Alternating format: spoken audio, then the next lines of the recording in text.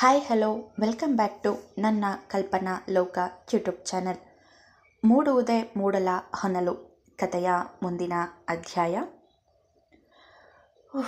ಸೀತಾ, ಕುಡಿಯೋಕೊಂದು ಲೋಟ ನೀರು ತಗೋಬಾ. ಬೆಂಗಳೂರಿನಲ್ಲಿ ಮನೆ ಹುಡುಕೋದು ಇಷ್ಟೊಂದು ಕಷ್ಟ ಅಂತ ನಂಗೆ ಈಗಲೇ ಗೊತ್ತಾಗ್ತಾ ಇರೋದು. ನನಗಂತೂ ಸಾಕು ಅನ್ನೋ ಹಾಗಾಗಿದೆ ಎಂದು ಸೋಫಾದ ಮೇಲೆ ಕುಳಿತರು ರಾಮ್ಪ್ರಸಾದ್. ಅಂಕಲ್, ಇಷ್ಟೊಂದೆಲ್ಲ ಸ್ಟ್ರೆಸ್ ತಗೊಂಡು ಯಾಕೆ ಇಷ್ಟು ಅವಸರವಾಗಿ ಹುಡುಕ್ತಾ ಇದ್ದೀರಾ? ನಿಧಾನಕ್ಕೆ ಟೈಮ್ ತಗೊಂಡು ಹುಡುಕಿ. ನನಗೋಸ್ಕರ ನೀವು ಇಷ್ಟೊಂದೆಲ್ಲ ಕಷ್ಟಪಡೋದನ್ನು ನೋಡಿದ್ರೆ ತುಂಬ ಬೇಜಾರಾಗುತ್ತೆ ಎಂದು ಅಲ್ಲೇ ಕುಳಿತಿದ್ದ ಲಾವಣ್ಯ ಹೇಳಿದಳು. ಹುಡುಕ್ಲೇಬೇಕಲ್ಲಮ್ಮ, ನಿನಗೆ ಮೊದಲೇ ಸ್ವಾಭಿಮಾನ ಜಾಸ್ತಿ. ಯಾರ ಮನೇಲೂ ಇರೋಕ್ಕೆ ಇಷ್ಟಪಡಲ್ಲ. ನಮಗೆ ಹೊರೆಯಾಗಿ ಇರ್ತೀನಿ ಅಂತ ನಮ್ಮನೇಲಿ ಊಟ ತಿಂಡಿ ಕೂಡ ಸರಿಯಾಗಿ ಮಾಡಿದೆ ನೋಡು, ಮೊದಲಿಗಿಂತ ಎಷ್ಟು ಸಣ್ಣ ಆಗಿದೆಯಾ. ಕೊನೆ ಪಕ್ಷ ಬೇರೆ ಮನೆಗೆ ಹೋದ್ಮೇಲಾದರೂ ನೆಮ್ಮದಿಯಾಗಿದ್ದು ನೀನು ಆರೋಗ್ಯದ ಕಡೆ ಗಮನ ಕೊಡ್ತೀಯ ಅಂತ ಅವ್ರಿಗೆ ನಾನೇ ಬೇಗ ಮನೆ ಹುಡುಕಿ ಅಂತ ಹೇಳ್ತಾ ಇರೋದು ಎಂದು ಹೇಳುತ್ತಾ ಹೊರಗೆ ಬಂದು ರಾಮ್ಪ್ರಸಾದ್ ಅವರಿಗೆ ನೀರು ಕೊಟ್ಟರು ಸೀತಾ. ರೀ, ಮನೆ ಸಿಕ್ತಾ ಕೇಳಿದರು. ಹಾಂ, ಒಂದು ಮನೆ ನೋಡಿದ್ದೀನಿ, ಚೆನ್ನಾಗೇನೋ ಇದೆ. ಆದರೆ ಲಾವಣ್ಯಗೆ ಇಷ್ಟ ಆಗುತ್ತೋ ಅಂತ ನೋಡಬೇಕು. ಲಾವಣ್ಯ, ನಾಳೆ ಬೆಳಿಗ್ಗೆ ಬೇಗ ರೆಡಿಯಾಗಮ್ಮ, ಹೋಗಿ ನೋಡ್ಕೊಂಡು ಬರೋಣ ಎಂದರು. ಹಾಂ ಸರಿ ಅಂಕಲ್ ಎಂದು ಹೇಳುತ್ತಿರುವಾಗಲೇ, ರೀ, ಅವಳು ಬಸ್ರಿ ಹೆಂಗ್ಸು ಕಣ್ರಿ, ಜಾಸ್ತಿ ಟ್ರಾವೆಲ್ ಮಾಡಬಾರ್ದು ಅಂತ ಗೊತ್ತಿಲ್ವಾ? ನಾನು ನೋಡ್ತಾನೇ ಇದ್ದೀನಿ, 3 ದಿನದಿಂದ ಒಂದೇ ಸಮ ಹೊರಗೆ ಕರ್ಕೊಂಡು ಹೋಗ್ತಾನೇ ಇದ್ದೀರಾ ಎಂದು ಗಂಡನ ಮೇಲೆ ರೇಗಿದಂತೆ ಹೇಳಿದರು. ಅದು ನನಗೂ ಗೊತ್ತು ಕಣೆ, ಆದರೆ ಅವಳಿಗೆ ಮನೆ ಇಷ್ಟ ಆಗಬೇಕು ತಾನೆ. ಅವಳು ಬರದೆ ಹೇಗೆ ಡಿಸೈಡ್ ಮಾಡೋಕ್ಕಾಗುತ್ತೆ ಎಂದರು. ನಾನು ಬೆಳಗ್ಗೆ ಬರುವಾಗ ಆ ಮನೆ ಪೂರ್ತಿ ವಿಡಿಯೋ ಮಾಡ್ಕೊಂಡು ಬನ್ನಿ ಅಂತ ಹೇಳಿದ್ದೆ ಅಲ್ವಾ, ಮಾಡ್ಕೊಬಂದಿದ್ದೀರಾ? ಹಾಂ ಮಾಡಿದ್ದೀನಿ ನೋಡು ಎಂದು ತಮ್ಮ ಫೋನ್ ಅವರ ಕೈಗೆ ಕೊಟ್ಟರು. ಮನೆ ತುಂಬ ಚೆನ್ನಾಗಿದೆ ಕಣ್ರಿ.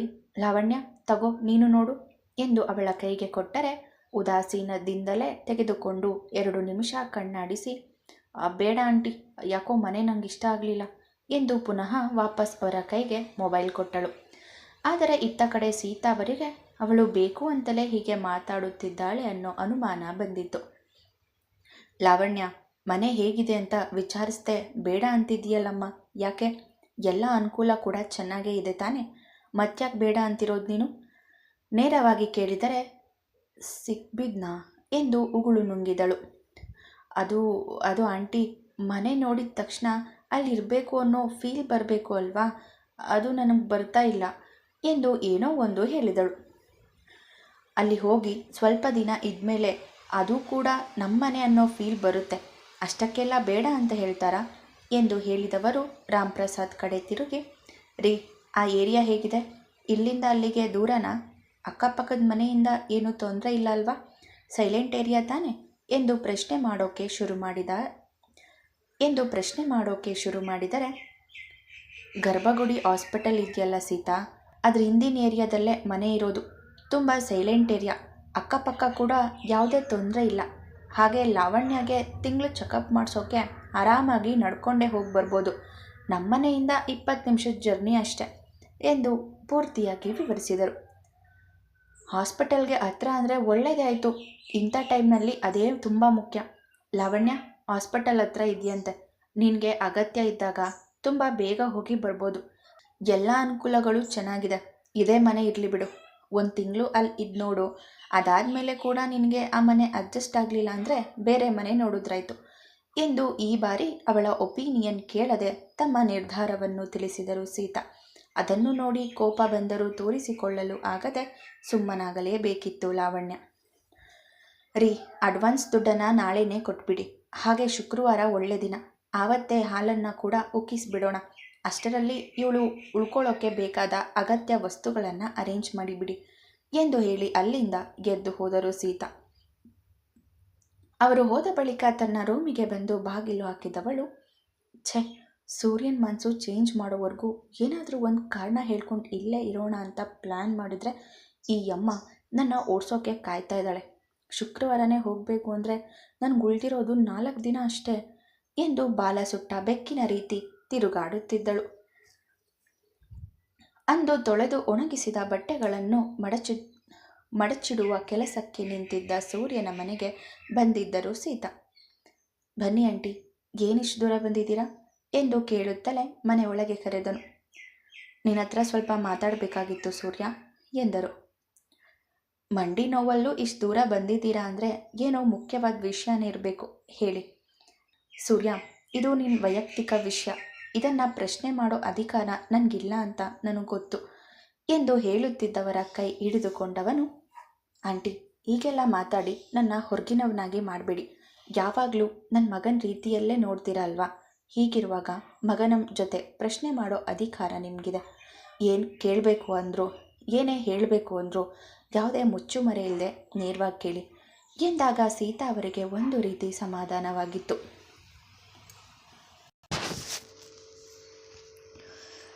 ಆಗ ಸರಿ ಎಂದು ತಲೆಯಾಡಿಸಿದವರು, ಸೂರ್ಯ, ನಿನ್ನ ಲಾವಣ್ಯ ವಿಷಯ ನನಗೆ ಗೊತ್ತಾಗಿದೆ.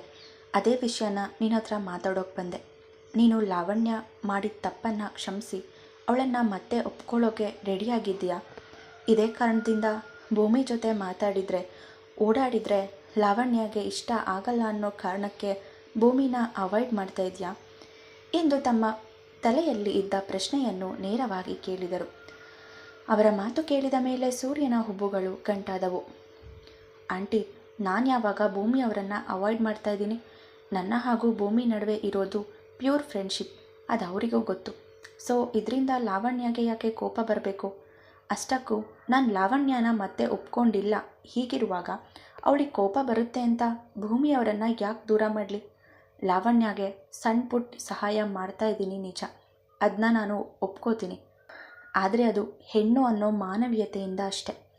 ನೀವು ಹೇಗೆ ಅವಳಿಗೆ ಹೆಣ್ಣು ಅನ್ನೋ ದೃಷ್ಟಿಯಿಂದ ಇಷ್ಟೆಲ್ಲ ಸಹಾಯ ಮಾಡ್ತಾ ಇದ್ದೀರೋ ಅದೇ ರೀತಿ ನಾನು ಕೂಡ ಮಾಡ್ತಾ ಇರೋದು. ಇಷ್ಟಕ್ಕೆ ನಾನು ಅವಳನ್ನು ಒಪ್ಕೊಂಡಿದ್ದೀನಿ ಅಂತ ಅಲ್ಲ ಎಂದು ಎಲ್ಲ ವಿಷಯವನ್ನು ಸ್ಪಷ್ಟಪಡಿಸಿದನು. ಅವನು ಲಾವಣ್ಯಳನ್ನು ಒಪ್ಪಿಕೊಂಡಿಲ್ಲ ಅನ್ನೋದನ್ನು ಅವನ ಬಾಯಿಯಿಂದಲೇ ಕೇಳಿ ಸ್ವಲ್ಪ ಸಮಾಧಾನವಾಗಿತ್ತು ಸೀತಾ ಅವರಿಗೆ. ನೀನು ಭೂಮಿನ ದೂರ ಮಾಡಲಿಲ್ಲ ಅಂದರೂ ಅವಳಿಗೆ ಆ ಥರ ಅನ್ನಿಸ್ತಾ ಇದೆ ಸೂರ್ಯ. ಲಾವಣ್ಯ ಬಂದಮೇಲೆ ನನ್ನ ಜೊತೆ ಇರೋದನ್ನು ಕಮ್ಮಿ ಮಾಡಿಬಿಟ್ಟಿದ್ದಾರೆ ಅಂತ ತುಂಬ ಅಳ್ತಾ ಇದ್ಲು. ಅಷ್ಟೇ ಯಾಕೆ, ಈಗ ಒಂದು ವಾರದಿಂದ ಭೂಮಿ ಜೊತೆ ಎಷ್ಟು ಸತಿ ಮಾತಾಡಿದೀಯಾ ಅನ್ನೋದನ್ನು ಹೇಳು ನನಗೆ ಎಂದು ಕೇಳಿದಾಗಲೇ ಅವನಿಗೆ ಕೆಲವು ದಿನಗಳಿಂದ ಅವಳ ಜೊತೆ ಮಾತಾಡಿಯೇ ಇಲ್ಲ ಅನ್ನುವುದು ನೆನಪಾಗಿದ್ದು. ಲಾವಣ್ಯಳ ಪ್ರತಿದಿನದ ಒಂದೊಂದು ನಾಟಕದಿಂದ ಅವನ ತಲೆ ಹಾಳಾಗುತ್ತಿತ್ತು. ಇದೇ ಕಾರಣದಿಂದ ಭೂಮಿಯ ಕಡೆ ಗಮನ ಕೊಟ್ಟಿರಲಿಲ್ಲ ಸೂರ್ಯ. ನಿನ್ನ ಸಣ್ಣ ನಿರ್ಲಕ್ಷ್ಯ ಕೂಡ ಅವಳಿಂದ ಸಹಿಸೋಕೆ ಆಗಲ್ಲ ಸೂರ್ಯ. ಭೂಮಿ ತುಂಬ ಸೆನ್ಸಿಟಿವ್ ಇದ್ದಾಳೆ, ದಿನೇ ದಿನೇ ತುಂಬ ಕುಗ್ತಾ ಇದ್ದಾಳೆ ಅಂತ ನನಗನ್ನಿಸ್ತಾ ಇದೆ. ಪ್ಲೀಸ್ ಸೂರ್ಯ, ಇನ್ಮೇಲಾದರೂ ಭೂಮಿ ಜೊತೆ ಮೊದಲಿನ ಹಾಗೆ ಇರೋ ಪ್ರಯತ್ನ ಮಾಡು ಎಂದು ವಿನಂತಿಸಿಕೊಂಡು ಅವನಿಗೆ ಯೋಚನೆ ಮಾಡೋಕ್ಕೆ ಸಮಯ ಕೊಟ್ಟು ಕೆಳಗೆ ಬಂದಿದ್ದರು.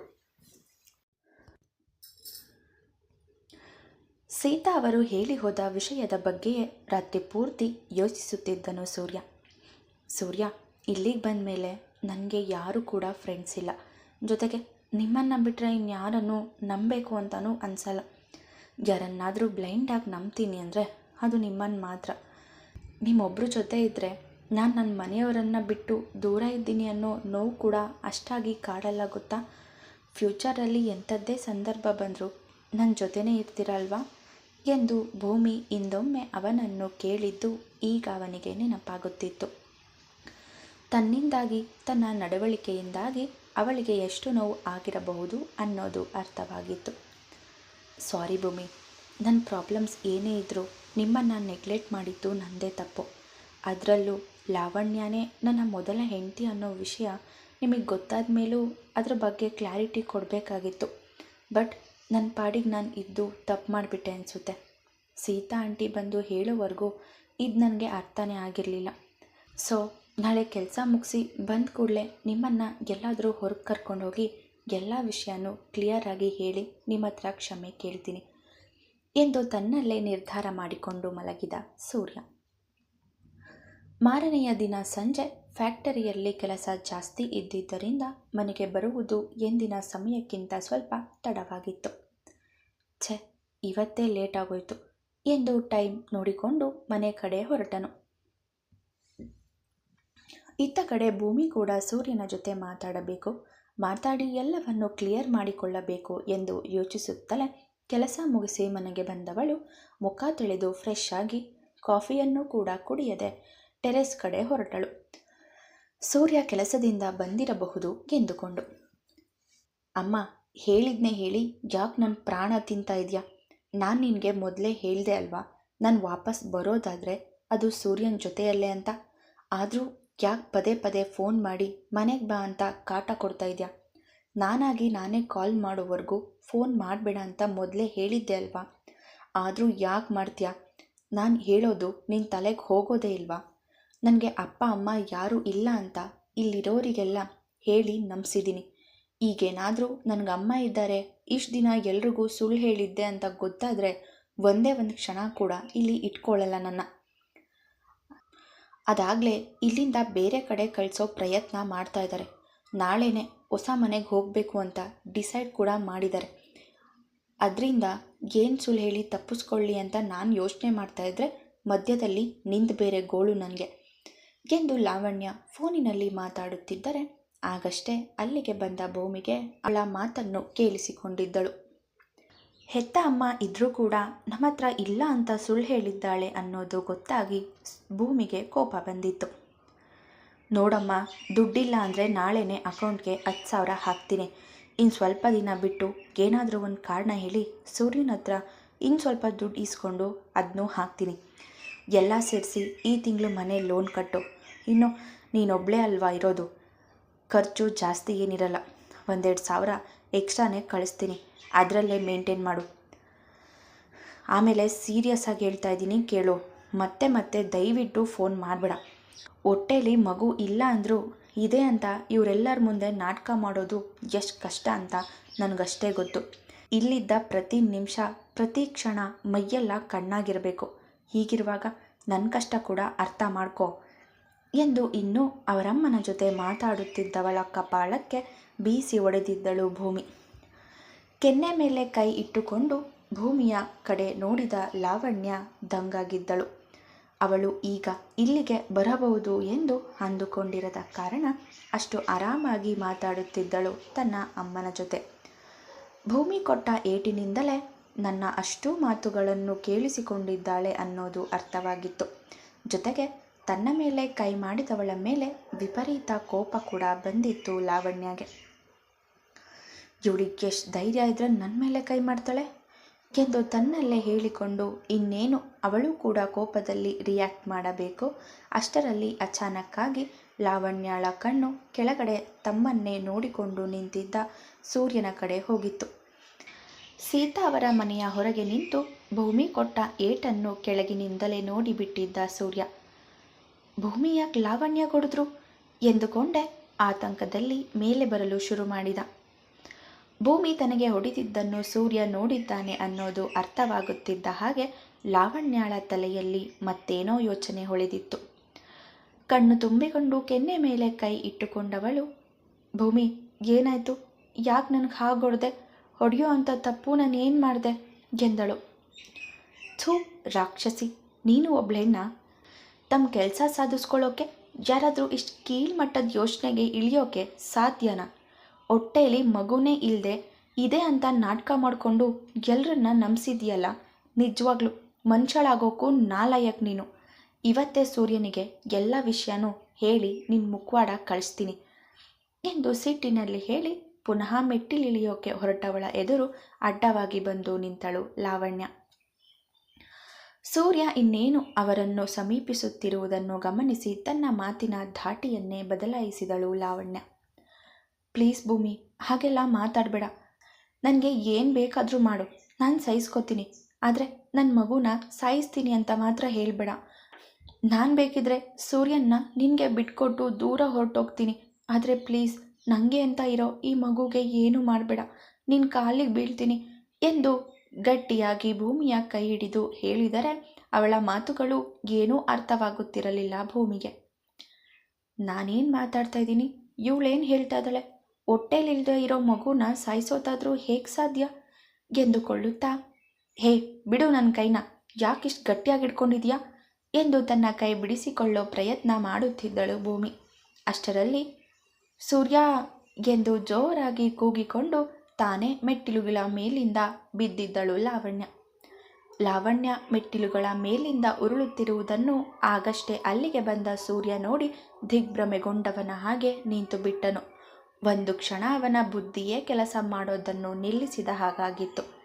ಗುಬಿ ಎಂದು ಜೋರಾಗಿ ಕೂಗಿಕೊಂಡು ಅವಳ ಬಳಿಗೆ ಓಡಿ ಬಂದು ತನ್ನ ಮಡಿಲಿಗೆ ಲಾವಣ್ಯಾಳನ್ನು ತೆಗೆದುಕೊಂಡಿದ್ದ. ಎಲ್ಲವನ್ನು ನೋಡುತ್ತಿದ್ದ ಭೂಮಿಗೆ ಅವಳು ಬೇಕು ಅಂತ ತಾನಾಗೆ ತಾನು ಯಾಕೆ ಬಿದ್ದಳು ಅನ್ನೋ ಪ್ರಶ್ನೆಗೆ ಸೂರ್ಯನನ್ನು ನೋಡಿದ ಮೇಲೆ ಉತ್ತರ ಸಿಕ್ಕಿತ್ತು. ಓ, ಸೂರ್ಯನ ಹತ್ರ ಸಿಂಪತಿ ಪಡೆಯೋಕೆ ಈ ಡ್ರಾಮಾ ಅನಿಸುತ್ತೆ ಎಂದು ತನ್ನಲ್ಲೇ ಹೇಳಿಕೊಂಡ ಭೂಮಿ ನಿಧಾನವಾಗಿಯೇ ಮೆಟ್ಟಿಲಿಳಿದು ಅವರ ಬಳಿಗೆ ಬಂದಳು. ಸೂರ್ಯ, ಆಗ್ತಾ ಇಲ್ಲ ಸೂರ್ಯ, ನನ್ನಿಂದ ಈ ನೋವು ತಡೆಯೋಕ್ಕಾಗ್ತಾ ಇಲ್ಲ. ಹೊಟ್ಟೆ ತುಂಬ ನೋಯ್ತಾ ಇದೆ. ನಾನು ನಿನಗೆ ಮೊದಲೇ ಹೇಳಿದ್ದೆ, ಇವಳು ನೀನು ಅಂದ್ಕೊಂಡಷ್ಟು ಒಳ್ಳೆಯವಳಲ್ಲ. ನಾನು ಅವಳಿಂದ ಕಿತ್ಕೋತಾ ಇದ್ದೀನಿ ಅನ್ನೋ ಕಾರಣಕ್ಕೆ ನನಗೋ ನನ್ನ ಮಗುಗೋ ಏನಾದರೂ ಮಾಡ್ತಾಳೆ ಅಂತ ನಾನು ನಿಂಗೆ ಮೊದಲೇ ಹೇಳಿದ್ದೆ. ಆದರೆ ಆಗ ನೀನು ನನ್ನ ಮಾತು ಕೇಳಲಿಲ್ಲ. ಆದರೆ ಈಗ ನೋಡು ಏನಾಯಿತು ಅಂತ.